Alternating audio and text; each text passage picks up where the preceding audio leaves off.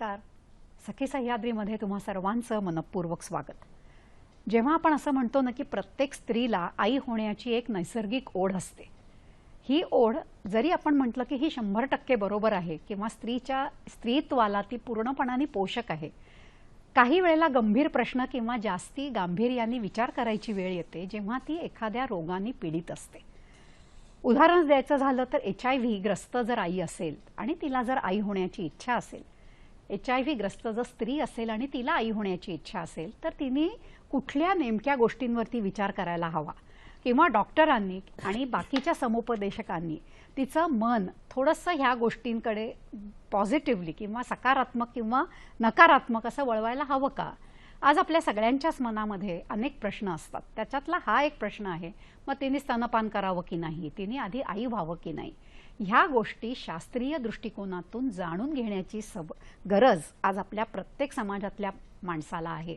आणि ह्याच दृष्टीने आजचा आपला जो कार्यक्रम आहे त्या कार्यक्रमाचा विषय असा आहे, तो विषय असा आहे की मातेकडून बाळाला होणारा HIV प्रतिबंध आणि उपाय.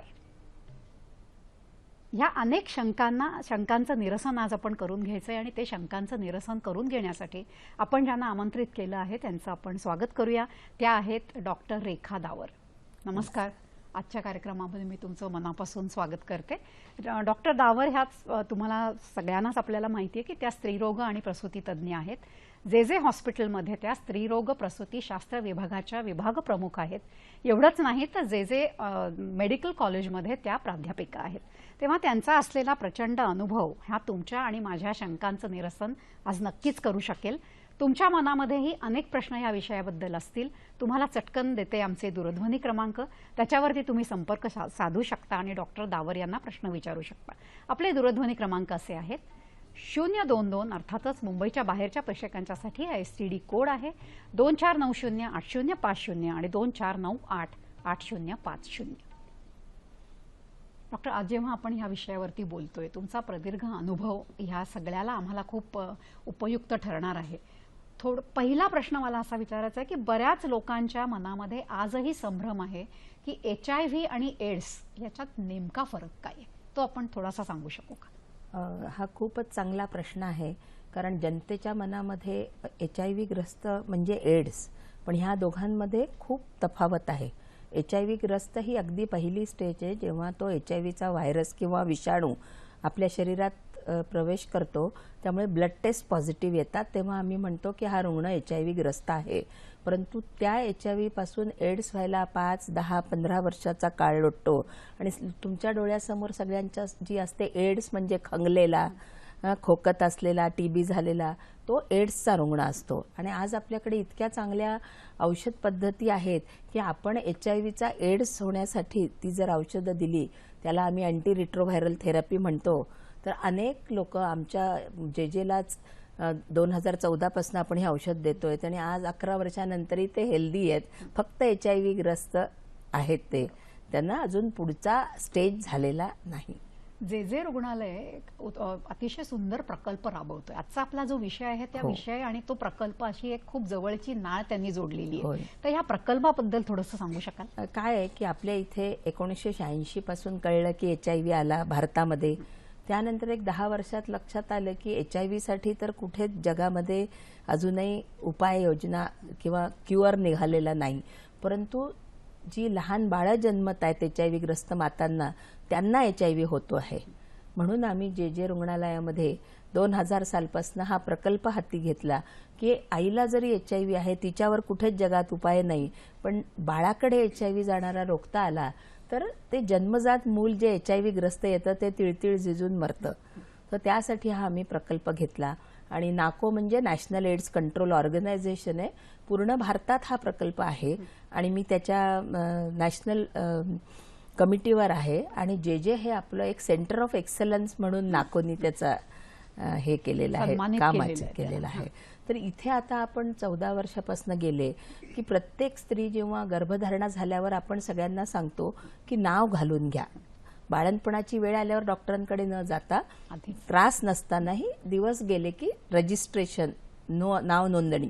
आणि नाव नोंदणी करणाऱ्या आलेल्या स्त्रियांना गेल्या 14 वर्षापासून आम्ही समुपदेशन करतो. तुम्ही जसा प्रश्न विचारला, HIV काय आहे, एड्स काय आहे, तो कसा पसरतो आणि कसा प्रतिबंध, हे सगळं आम्ही त्यांना आमचे समुपदेशक काउन्सिलर प्रत्येक स्त्रीला समजावतात आणि आम्ही तिला सल्ला देतो की तू HIV ची चाचणी करून घे. हे सगळं विनामूल्य आहे, सरकारी आपला शासकीय कार्यक्रम आहे. तर त्यांची संमती घेऊन, कंपल्शन नाही, त्यांची संमती घेऊन आपण HIVच्या टेस्ट करतो आणि HIVची टेस्ट करण्याच्या नंतर समुपदेशनाची पुन्हा गरज आहे. कारण ज्या स्त्रीचं HIV पॉझिटिव्ह आहे तिला धक्का बसतो, त्यामुळे त्या समुपदेशनाला जास्ती वेळ द्यावा लागतो. तिला समजावून सांगावं लागतं, तू आत्ता फक्त HIV ग्रस्त आहेस, तुला एड्स नाही आणि बाळाला वाचवायचं आहे आणि तुला जन्मभर काय काळजी घ्यायची आहे. तर तेही पुन्हा समुपदेशन होतं आणि त्यानंतर मग आपण पुढच्या हे जातो. आधी आम्ही जेव्हा प्रकल्प सुरू केला तेव्हा आपण फक्त एक औषध AZT म्हणून देत होतो 1 महिना डिलिव्हरीच्या आधी आणि बाळाला. त्यानंतर आपण सेकंड टप्प्यामध्ये आम्ही नेव्हरापिन नावाची एक गोळी आईला आणि बाळाला दिली. त्याच्यानी 90% पर्यंत प्रतिबंध झाला, पण 10% हा खूप मोठा गट होता की ज्यांना होऊ शकतं. म्हणून मी तुम्हाला सांगितलं तसं नाकोमध्ये आम्ही प्रयत्न करून आज आपण जे आईला देतोय औषध, हे वर्ल्ड स्टँडर्डचा आपला कार्यक्रम आहे. तर आम्ही आईला सुद्धा 3 औषधं देतो. जेव्हा आम्हाला कळलं की हिला HIV झाला तेव्हापासून देतो आणि ती आई आहे म्हणून भारत सरकार तिला जन्मभर विनामूल्य औषध देतंय. तर ह्याला WHO B+ म्हणजे सगळ्यात उत्तम हा कार्यक्रम आहे की हिला एक स्पेशल स्टेटस आहे. पुरुषाला CD4 कमी झाला तरच HIVची औषधं मिळतात, परंतु ही माता आहे त्यामुळे फक्त बाळाला वाचवून फायदा नाही, ह्या आईचं आरोग्यही चांगलं राहिलं पाहिजे. म्हणून आपण हा नवीन ART कार्यक्रम जो आहे PMTCT हा मागच्या वर्षीपासून सुरू केलेला आहे. जेव्हा आपण मूल असं म्हणतो तेव्हा स्त्री आणि पुरुष हे दोघंही त्याच्यामध्ये आपण इन्व्हॉल्व करून घेतो. तर स्त्रीला HIV नाहीये पण पुरुषाला आहे असं जर वाटलं तर मग नक्की त्याचं चित्रीकरण कसं असतं? निसर्गामध्ये आईकडनं बाळाला होतो आणि जास्त करून आईला बाबांकडनं होतोय.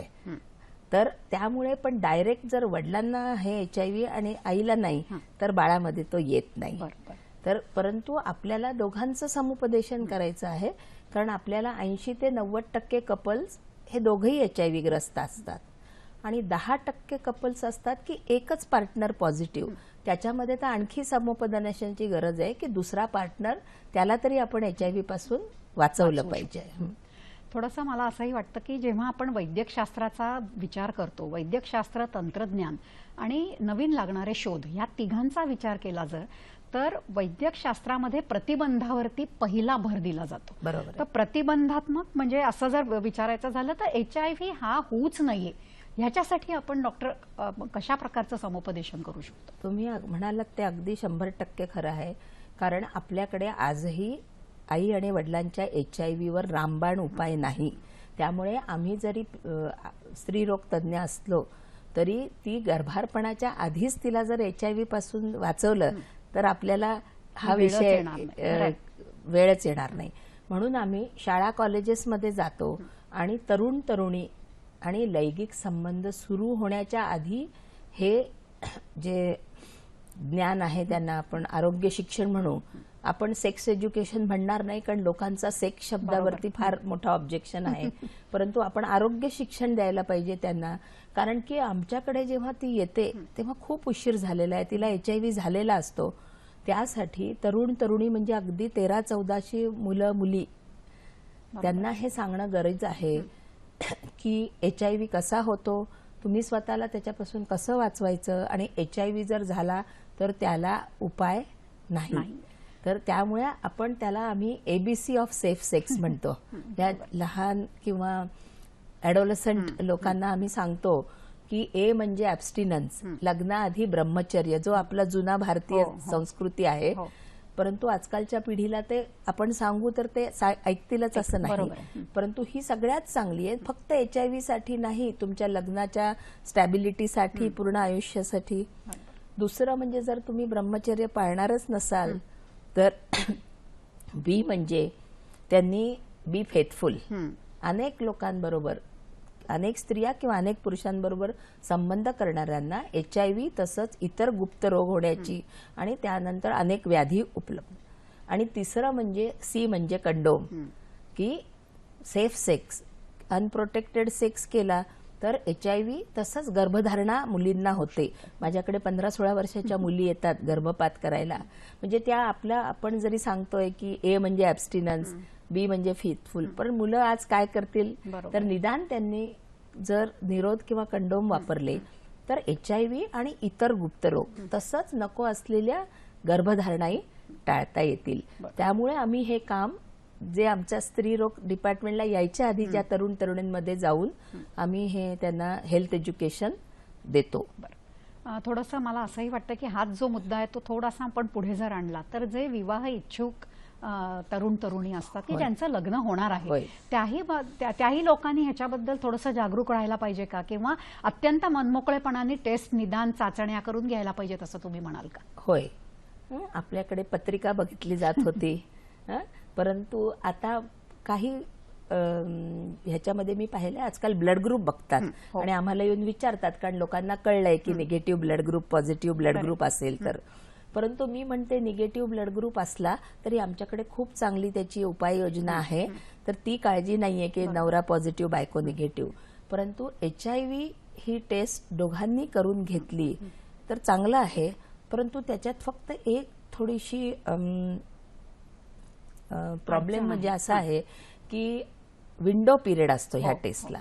तर त्यामुळे समजा एखाद्याने HIV निगेटिव्ह आहे लग्नाच्या वेळी आणि ते विंडो पिरियडमध्ये असतील तर पुन्हा सुद्धा HIV त्यांना असण्याची शक्यता आहे.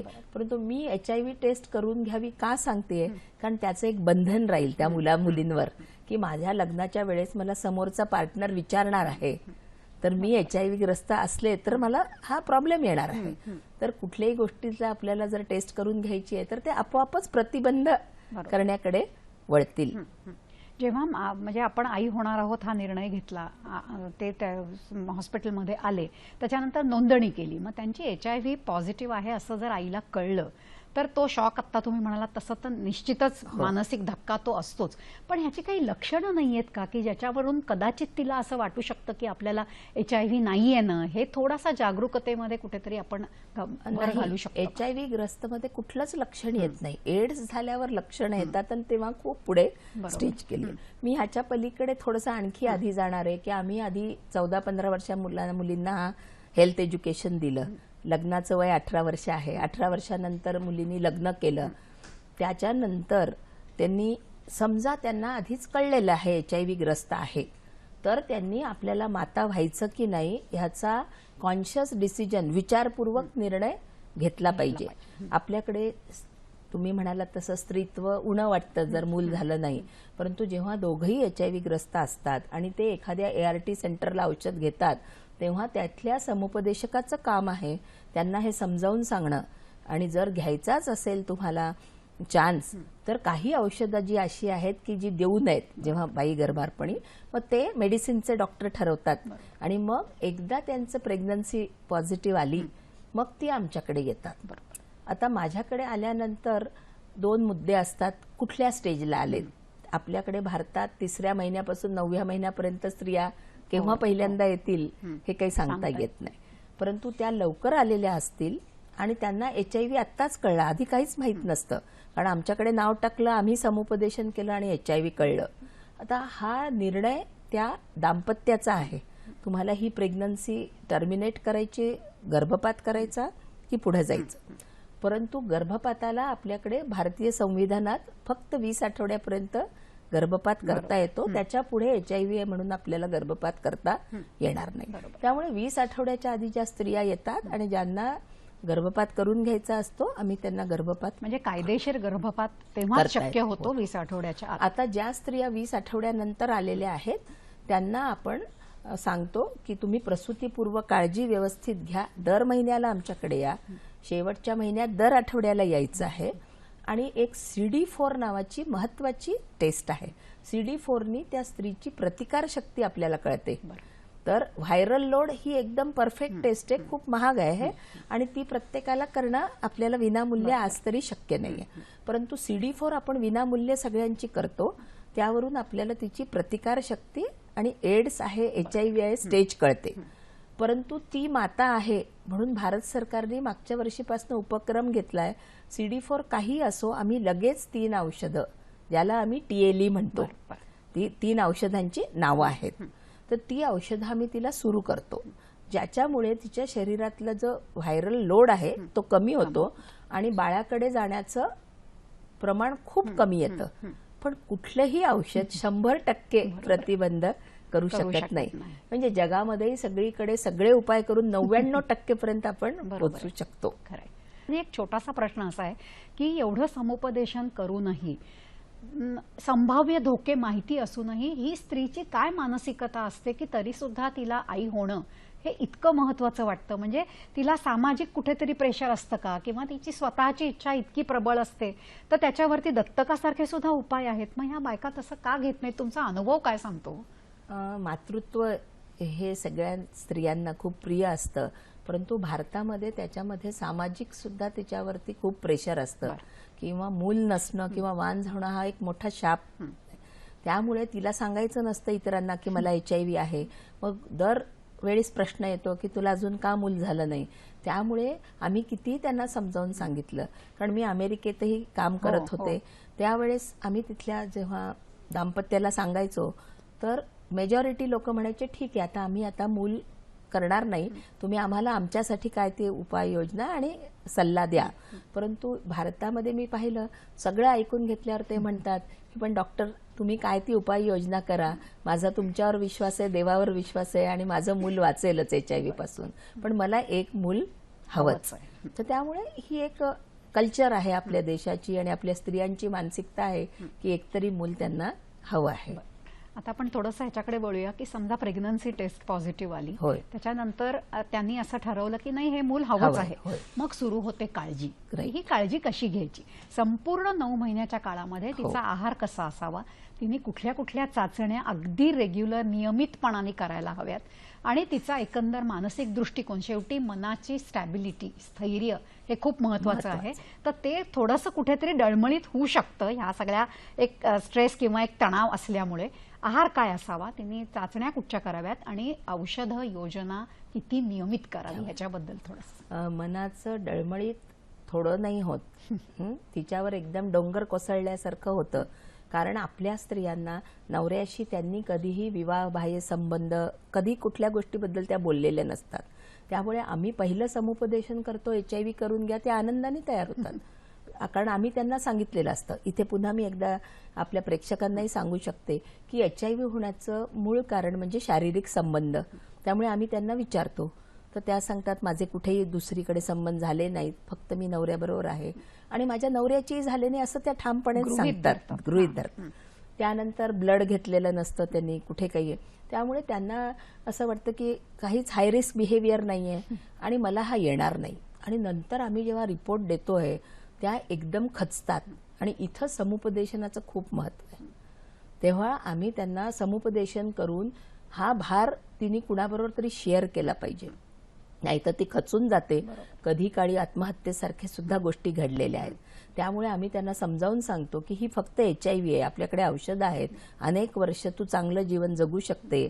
मात्र तू तुझ्या नवऱ्याला जर पुन्हा घेऊन आलीस, आपण त्याचीही टेस्ट करू आणि दोघांना आम्ही उपाययोजना करू. परंतु मी हा पाहिलेला आहे की 100% स्त्रिया नवऱ्यालाच सांगतील असं नाही. जो कोणी त्यांचा खूप जवळचा आहे, प्रेमाचा आहे आणि ह्याचा तो दुरुपयोग करणार नाही. काही लोक कुणी सांगितलं मला HIV आहे की त्याचा एवढा गवगवा करून त्या बाईलाच त्रास होतो. म्हणून ती कधी आईला घेऊन येते, पुढच्या वेळेस कधी बहिणीला आणते, कधी मैत्रिणीलाही आणते. परंतु आम्ही कुणाला रिपोर्ट देऊ शकत नाही. कायद्याप्रमाणे आम्ही HIVचा रिपोर्ट त्या स्त्रीला देतो, पण आम्ही तिला उद्युक्त करतो की तू हे भार नुसता स्वतःच्या डोक्यावर न ठेवता तुझ्या विश्वासातलं कोण आहे त्याच्याशी तू बोल, आणि नवऱ्याशी बोललीस तर त्याचंही टेस्टिंग करून आपल्याला.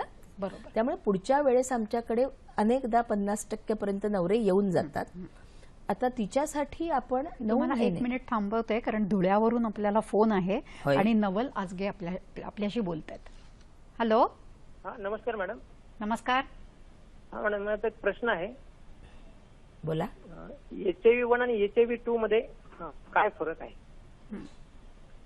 बरोबर. HIV हा विषाणू आहे आणि त्या विषाणूचे 2 प्रकार आहेत, 1 आणि 2.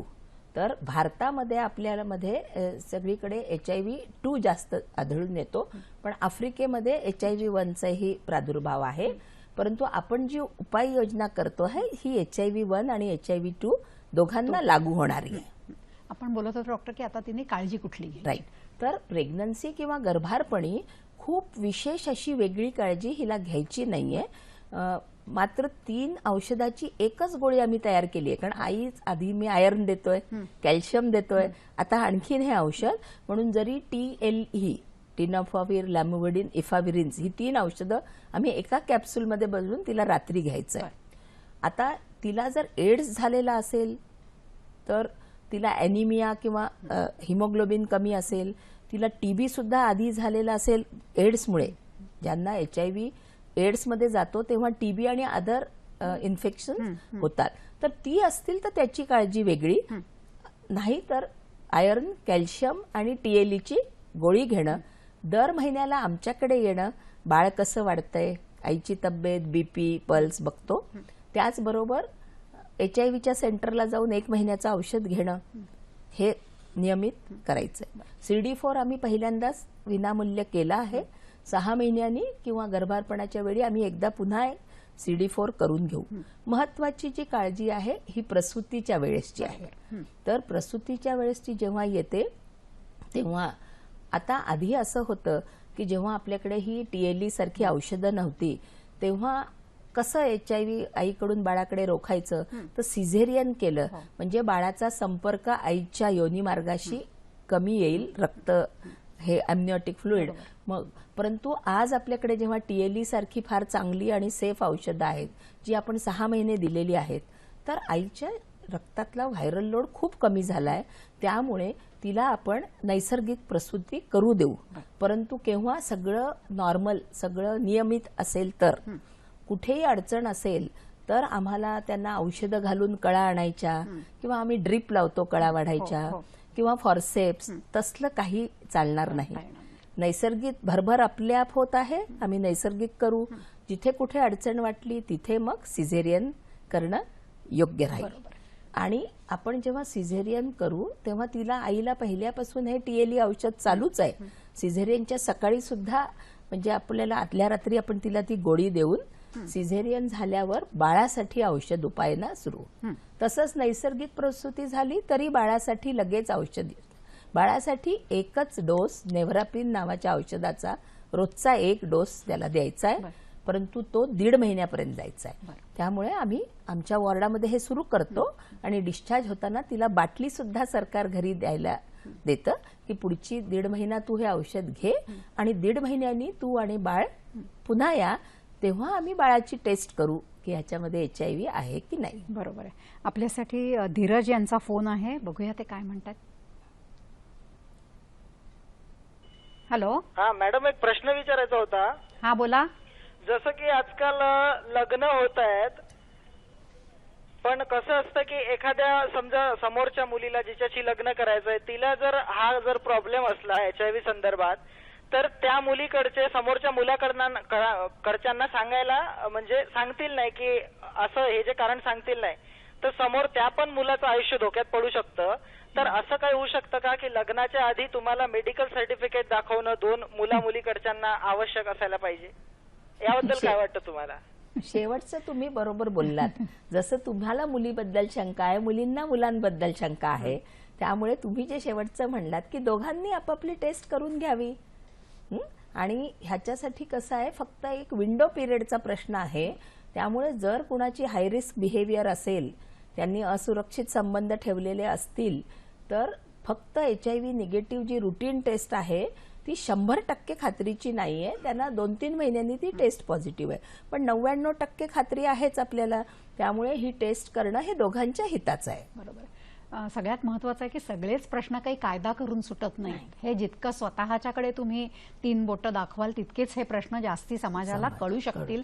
आणि खरंच त्यातले संभाव्य तोगे म्हणजे जसं तुम्ही मगाशी म्हणाल की प्रतिबंधात्मक उपाय आणि तंत्रज्ञान हा एक भाग झाला, त्याचा उपयोग आणि दुरुपयोग असं तर आपण करत नाही होत नाही, ह्याचा प्रत्येकाने थोडा विचार करायला पाहिजे.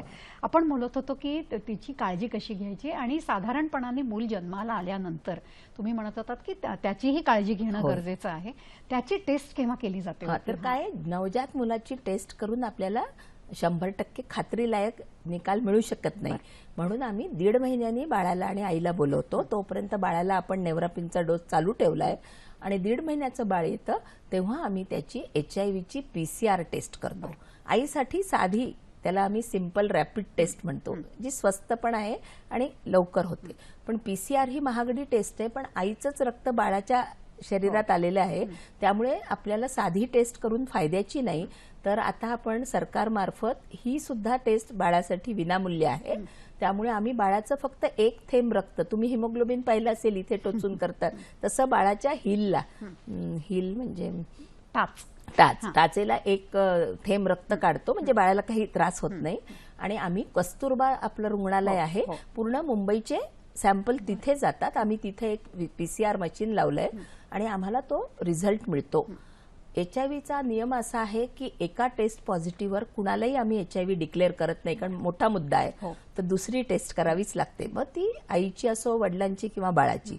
मग बाळाचं जर हिलस्टिक ब्लड पॉझिटिव्ह आलं तर 15 दिवसांनी आम्ही एक पुन्हा टेस्ट करतो. म्हणजे 2 महिन्यात आमच्या समोर क्लिअर असतं ह्या बाळाला पॉझिटिव्ह की निगेटिव्ह. निगेटिव्ह असेल तर फक्त फॉलोअप करायचा, पॉझिटिव्ह असेल तर बाळाला सुद्धा आता ARTची विनामूल्य औषधं देतील, ते सुरू करतील. कुठचंही औषध म्हटलं ना डॉक्टर की त्याच्यात केमिकल हे येतच, त्याचे थोडेसे दुष्परिणाम हे शरीरावर होतच असतात. तर आईवरती आणि मुलावरती असे दुष्परिणाम होण्याचे किंवा त्या दुष्परिणामांपासून पण त्याला वाचवण्याचे अशा काही उपाय आहेत का? औषध म्हटलं की त्याचं दुष्परिणाम आले. आणि फार्मॅकॉलॉजी नावाचा विषय 1.5 वर्ष त्याच्यासाठी अभ्यास करतो. आणि जितका रोग मोठा त्याची औषध योजना ही जास्त जालिम असते, कडक असते. त्यामुळे आपण TB आज आपण त्याच्यावर मात केली, परंतु TBच्या औषधाचे दुष्परिणाम असतात. तसंच आता हे ART आम्ही देतो आहे तर ते विषाणू मारतात, पण विषाणू मारण्याबरोबरच ते आपल्यालाही हानिकारक थोडेफार असतात.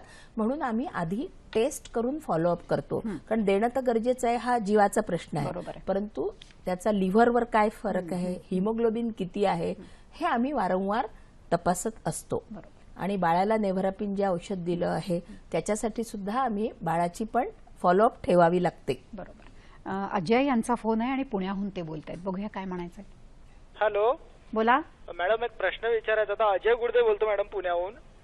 मॅडम, नॉर्मली जे बाळ HIV ग्रस्त म्हणजे जन्म घेतं ते बाळ नॉर्मली मुलांपेक्षा अशक्त असतं, तर त्याला आपण असा जन्मतः कुठला आहार असा बाहेरचा द्यायला पाहिजे, आईचं दूध न देता?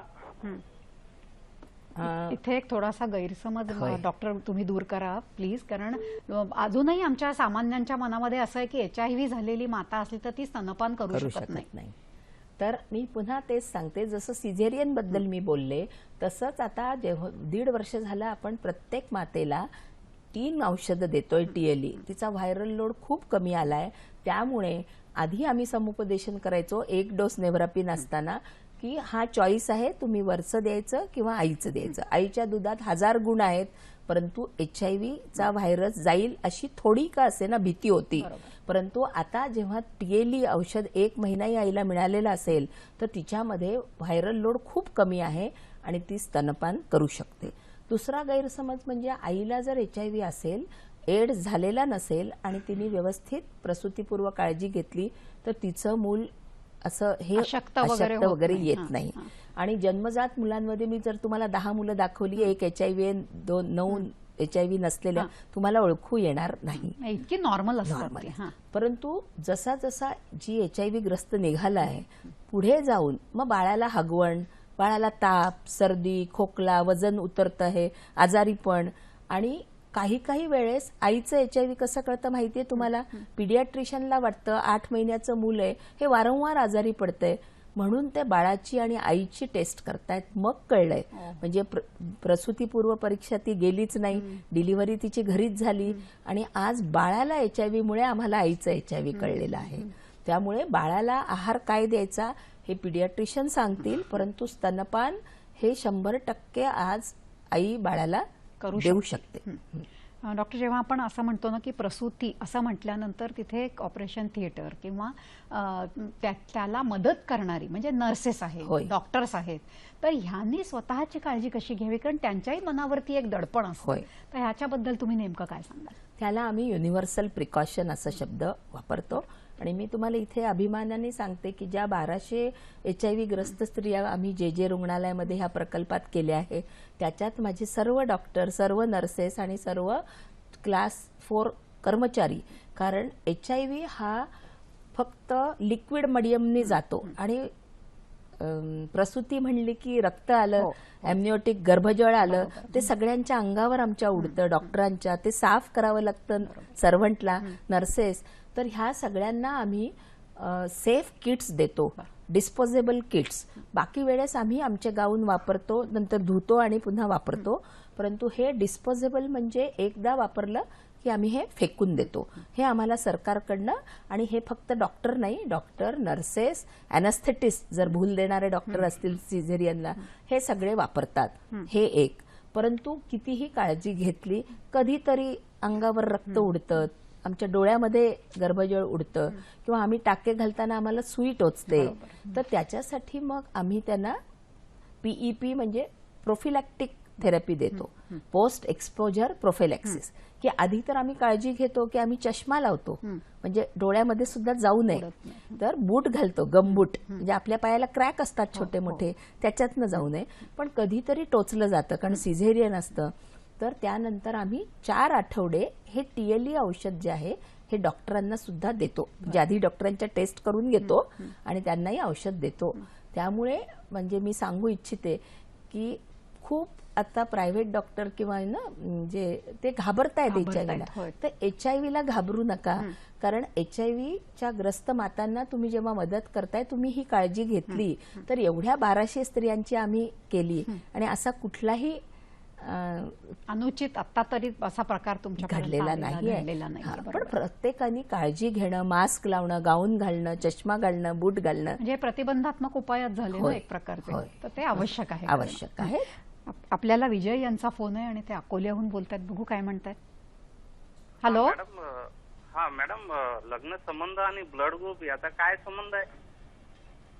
तसा हा HIV शी संबंधित नाही, पण मी आपल्याला सांगते की ब्लड ग्रुप असतात, ते असतात ABO असे आपले हे ब्लड ग्रुप आहेत. परंतु त्याच्यामध्ये कुठलाही ब्लड ग्रुप असला स्त्री आणि पुरुषाचा तर काही प्रॉब्लेम नाही. ज्या स्त्रिया निगेटिव्ह ब्लड ग्रुपच्या असतात, तर त्या स्त्रियांना आम्ही गर्भारपणी त्यांच्या काही टेस्ट करतो आणि पुरुष पॉझिटिव्ह असेल तर बाळ पॉझिटिव्ह असू शकेल तिच्या मातेच्या गर्भातलं, म्हणून ते डिलिव्हरी झाल्यावर बाळाचा ग्रुप बघून आईला आम्ही एक अँटी-D नावाचं इंजेक्शन देतोय. त्यामुळे ORH निगेटिव्ह किंवा निगेटिव्ह पॉझिटिव्ह ब्लड ग्रुपचा आज एवढा बाऊ करण्याचं काही कारण नाहीये. फक्त माहीत असावं आणि स्त्रीरोग तज्ज्ञांना सांगावं की माझा RH निगेटिव्ह ब्लड ग्रुप आहे. त्यामुळे प्रसूतीनंतर आम्ही बाळाचा ब्लड ग्रुप बघू आणि त्यांना ते इंजेक्शन अँटी-D देऊ. आता प्रश्न असा आहे डॉक्टर की जेव्हा एखादं मूल जन्माला येतं आणि ते HIV ग्रस्त नाहीये, निगेटिव्ह आली त्याची सगळी टेस्ट, परत त्यांच्या मनामध्ये प्रश्न सुरू होतात, सिबलिंग असावं का, दुसरं मूल म्हणजे ह्याला भावंड पाहिजे, तर अशा वेळेला नेमकं तुम्ही काय सांगाल? खरं तर मी सांगितलं की पहिल्यांदाच HIV ग्रस्त असेल दाम्पत्य, त्यांनी एक मुलंही करायचं की नाही ह्याच्यावर गांभीर्याने विचार करण्याची गरज आहे. मी सांगितलं ART आहेत, 10-15 वर्ष मी बोलले, 15 वर्षानंतर काय, ह्या मुलाला सपोर्ट लागणार आहे आणि त्यातलं समजा वडील आहेत कमावते, तेच एक्सपायर झाले आणि HIV ला स्टिग्मा आणि डिस्क्रिमिनेशन खूप आहे. एकदा कळलं ना समाजाला की आई वडिलांना HIV आहे की नोकऱ्या जातात, राहती जागा जाते, अगदी रस्त्यावर लोक येतात आणि मग ह्या मुलांचं काय, त्यामुळे पहिलं मूल सुद्धा कॉन्शियस डिसिजन, पण मी तुम्हाला म्हणलं भारतीय हो. दाम्पत्यांना ते मानसिकता हवंच वेगळी आहे. असते. परंतु दुसरं मूल ते करतायत हे काही योग्य नाही, कारण वयाबरोबर त्यांचा HIV वाढणार आहे. हो. आणि त्याच्यानंतर आम्ही एक स्पेशल कॅटेगरी येते HIV ऑर्फन्स. बरं. एखाद्या आई वडिलांचा ऍक्सिडेंटमध्ये डेथ झाला तर कोणीही ना काका मामा समोर येतात आणि त्या बाळाला सांभाळतात. पण आम्ही जे बघितलंय की जेव्हा कळतं की ही दोन्ही माणसं HIV मेलेली आहेत तर माहेरी सासरी कुणी त्या मुलांना लवकर घरायला गेलं. इथे आपल्याला हेही माहिती आहे की ही लहानगी मुलं HIV पसरू शकत नाही, परंतु त्यांना भीती आहे समाज काय म्हणेल, अरे ह्यांच्या भाऊ HIV ने गेला, वहिनी गेली, बहीण गेली आणि आमच्याकडे बोट दाखवतील आणि भीती वाटते की आपल्या मुलांनाही काही त्रास होईल.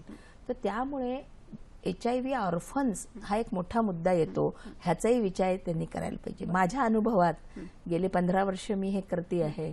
फक्त आईची आजी म्हणजे बाई मरून जाते HIV ने, मूल आमच्याकडे पडलेलं आहे, कोणी घेऊन जायला येत नाहीये, पण शेवटी ती आजी येते. परंतु आजी किती वर्ष पुरणार, ती म्हातारी असते, कमवत नसते.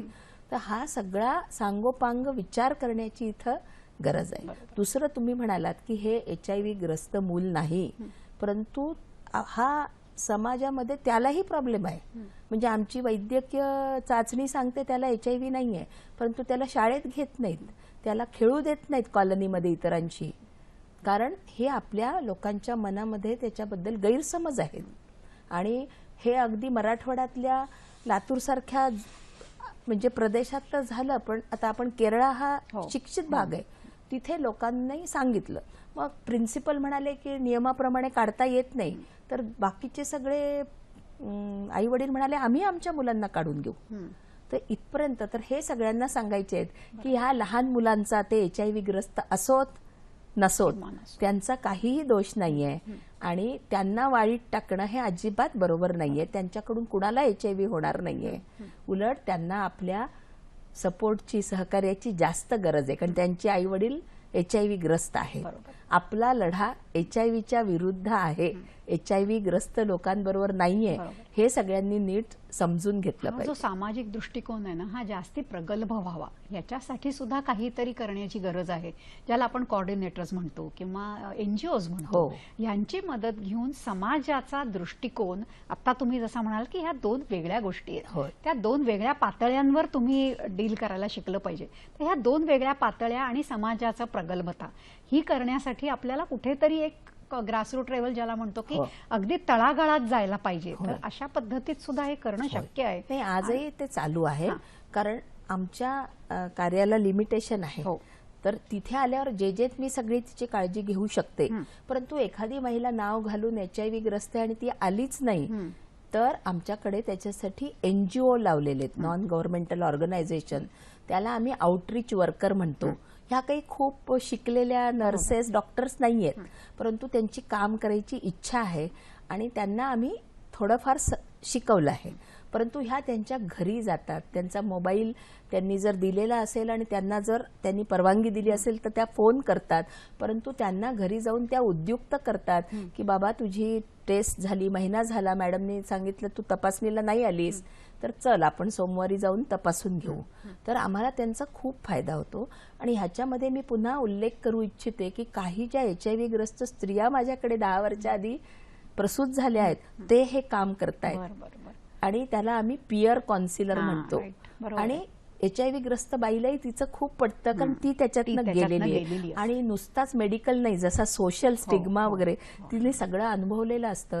त्यामुळे ह्या HIV ग्रस्त बायका त्या म्हणतात, मॅडम माझ्या वेळी मला कळलंच नाही, मी डिलिव्हरीला जेला आले, पण तुम्ही माझं मूल वाचवलं, मी वाचले. तर आज मी जाऊन समाजाला सांगू इच्छिते की नाव घाला, HIV करा.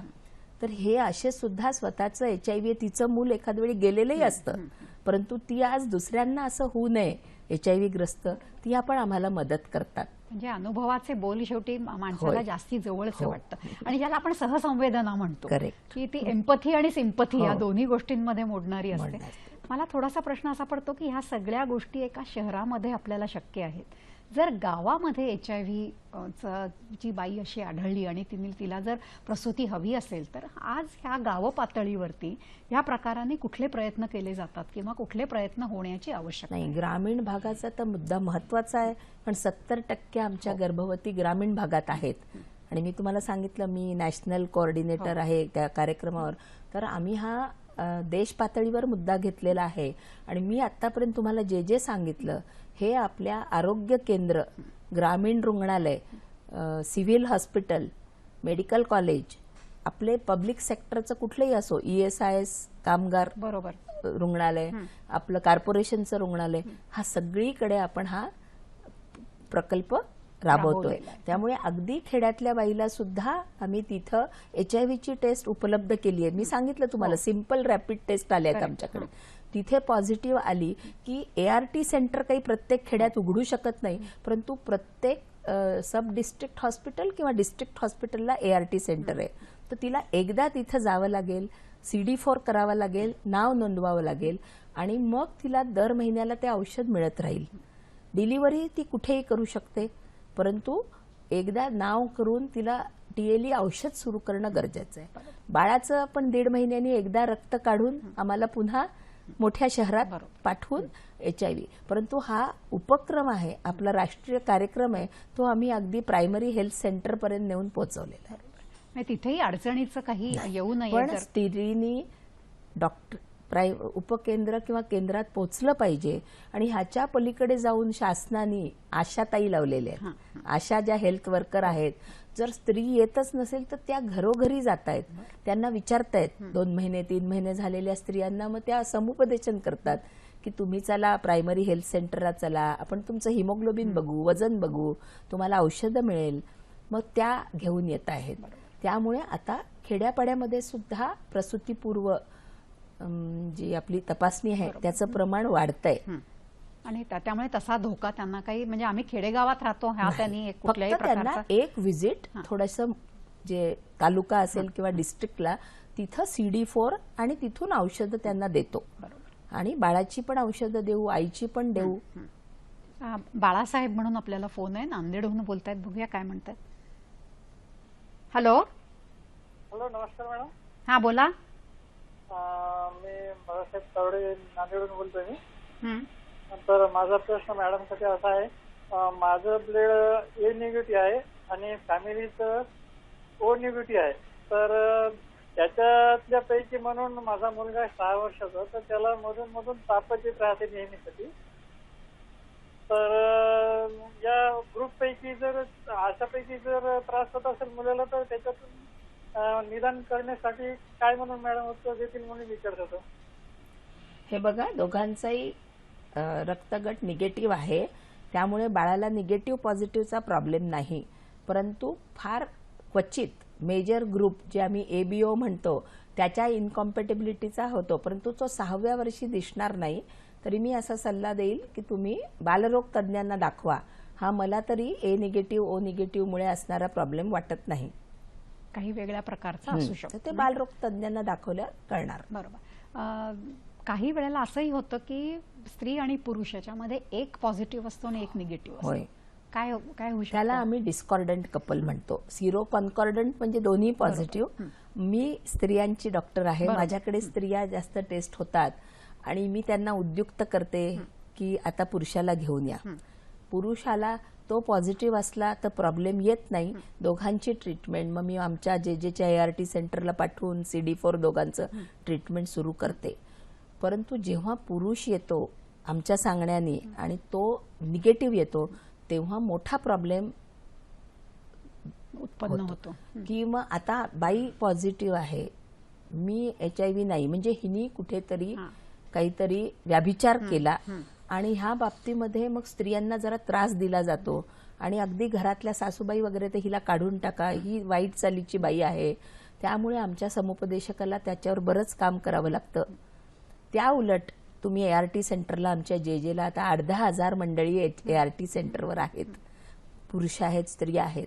त्याच्यामध्ये आम्हाला अनेक स्त्रिया अशा दिसतात की पुरुष पॉझिटिव्ह आहेत, स्त्रिया निगेटिव्ह आहेत, पण त्या मात्र त्या माणसाची सेवा करत असतात, त्याला प्रत्येक वेळी नवऱ्याला घेऊन येतात सांगितलेली गोष्ट. तर ही एक थोडीशी विषमता आहे. तर एक निगेटिव्ह एक पॉझिटिव्ह असणं शक्य आहे आणि त्याच्यात फक्त ही काळजी घ्यायची आहे की शारीरिक संबंध करताना कंडोम वापरले तर पॉझिटिव्ह माणसाचं व्हायरस निगेटिव्हला जाणार नाही. परंतु बाई निगेटिव्ह असेल तर ती मात्र नवऱ्याची सेवा करायला अगदी मरेपर्यंत तयार आहे. आणि जर स्त्री पॉझिटिव्ह आणि पुरुष निगेटिव्ह असेल तर तिला अशा दृष्टीने बघून तिच्यावर अत्याचार करणं हे बरोबर नाही. हेही आम्ही समुपदेशन करतो. नितीन जाधव आपल्याशी बोलतायत, ते पुण्याहून बोलतायत. हॅलो मॅडम, बोला. आम्ही नितीन जाधव बोलतो पुण्यावरनं. हं, 2008 मध्ये आमचं दोघांचं लग्न झालं, माझं आणि मिसेसचं. हं, तर आम्ही दोघं पॉझिटिव्ह होतो. हं, लग्नाच्या 6 महिन्यानंतर आम्हाला कळलं दोघं पॉझिटिव्ह म्हणून. नंतर आम्हाला आता 7 वर्षाचं बाळ आहे. 2012ला आमचं मूल झालं. तर आमचं मूल निगेटिव्ह आहे. आता आम्ही चेक केलं निगेटिव्ह आहे. ते कसं काय? त्यांना प्रश्न आहे की असं आम्ही दोघही जण पॉझिटिव्ह असताना मूळ निगेटिव्ह कसं काय झालं? याला म्हणतात देवाची करणी. हं? आणि तसंही 50% मुलांना पॉझिटिव्ह असतं. कुठेच नाही, खेड्यापाड्यात आपली आपली बाळंतपणं होत आहे माहीत नाही, तर फक्त 50% मुलांना लागण होऊ शकते मॅक्सिमम. 30 ते 50. तर तुम्ही नेमके त्या 50% आलात.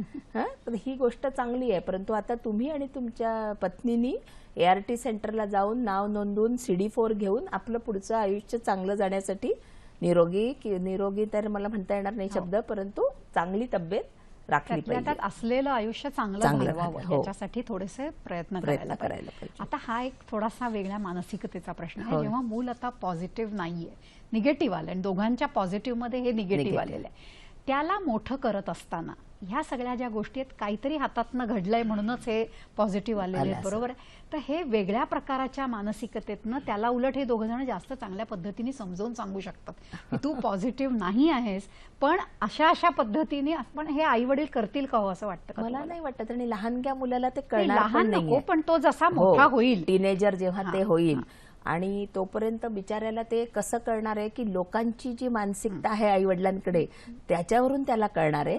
त्यापेक्षा आई वडिलांनी त्याला तो जेव्हा टीनेजर होईल तेव्हा समजावून सांगावं लागेल. आणि मी जसं म्हणलं तसं ह्या लोकांनी पिअर कॉन्सिलर म्हणून इतर लोकांनाही समाजातल्या ही गोष्ट सांगितली पाहिजे. म्हणूनच मी आता ज्यांचा फोन आला होता तर ही चांगली गोष्ट आहे की ते स्वतःला निगेटिव्ह पॉझिटिव्ह असतानाही ते सांगतायत मी आणि माझी स्त्री आहे. कारण जितकं हे अंडरग्राऊंड जाईल लपून छपून तोपर्यंत ट्रीटमेंट घेणार नाहीत आणि त्रास जास्ती आहे. आणि हे का लपवतायत? कारण समाज त्यांना ऍक्सेप्ट करत नाही. तर ही आपली कुठेतरी हे व्हायला पाहिजे की जेव्हा त्यांना कळेल की मी HIV पॉझिटिव्ह आहे म्हणून माझ्याकडे कोणी दुस्वास करणार नाही, स्टिग्मा नाही, डिस्क्रिमिनेशन झाली तर मदतच होईल, तरच ते समोर होऊन आपला रोग सांगतील आणि मदत मागायला येतील. खरं. स्वाती यांचा फोन आहे, डोंबिवलीहून बोलतायत त्या. हॅलो. हॅलो, नमस्कार. नमस्कार, बोला. माझा प्रश्न असा आहे, माझी भाची आहे 22 वर्षाची. हा. तर तिचे CD4 आहे 200 आता. हं.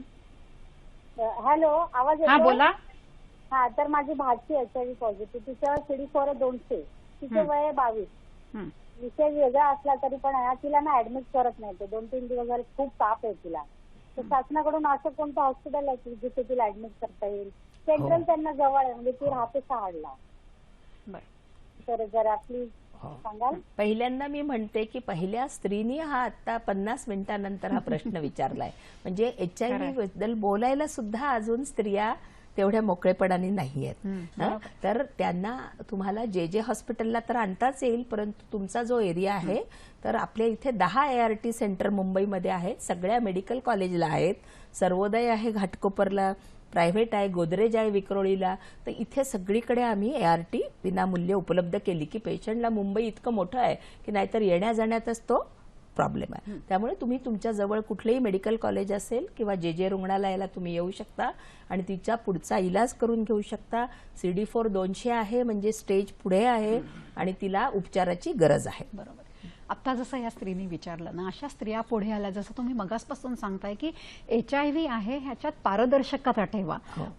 समाज प्रगल्भ तेव्हाच होईल जेव्हा तो रुळेल की अशाही प्रकारचं काहीतरी थोडंसं वेगळं का होईना पण आपल्या समाजामध्ये असू शकतं.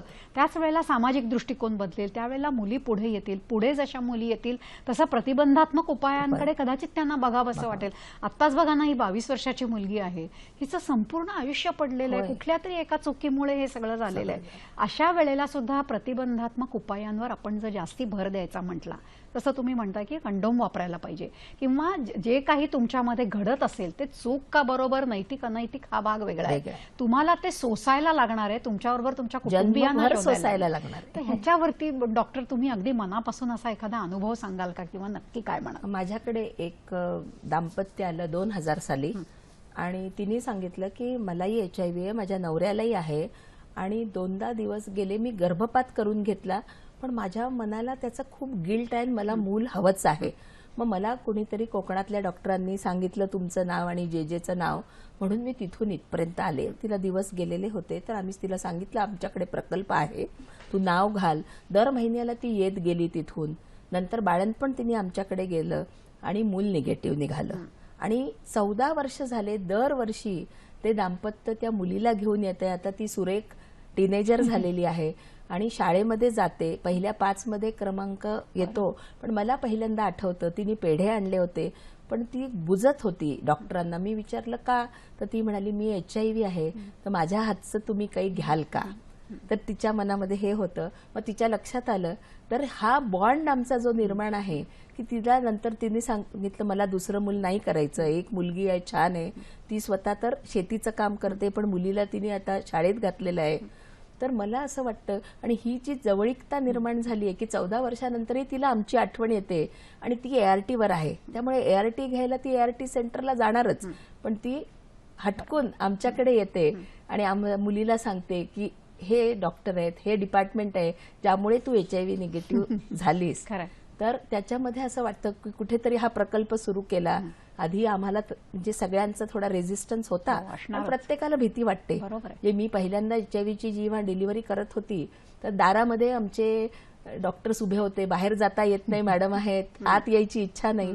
परंतु आज मी पुन्हा सांगते की प्रत्येकाचा सहभाग आहे. आता सगळ्यांना कळून चुकलंय की आपण त्यांना मदत करू शकतो आणि आपल्याला इजा होत नाही. बरोबर आहे. हा खूप महत्वाचा मुद्दा आहे. खूप छान तुम्ही उदाहरण दिलं. मुलगी जन्माला घातल्याचं सुद्धा तिला खूप समाधान आहे आणि अशा प्रकारचे एक अनुबंध तयार झाले. तर मला वाटतं हा प्रश्न हळूहळू खूप त्याची व्याप्ती जी वाढते ती कमी होईल. आज तुम्ही इथे आलात, आणखीन आम्हाला खूप एक वेगळ्या विषयावरती पण मोकळेपणाने चर्चा आमच्याबरोबर केलीत. आम्हाला पुष्कळ समुपदेशनाची जी गरज आहे ती तुम्ही कुठेतरी भागवायचा प्रयत्न केलात. त्याच्याबद्दल सखी सह्याद्रीतर्फे मी तुमचे अगदी मनापासून आभार मानते. धन्यवाद. आणि दूरदर्शनचे धन्यवाद.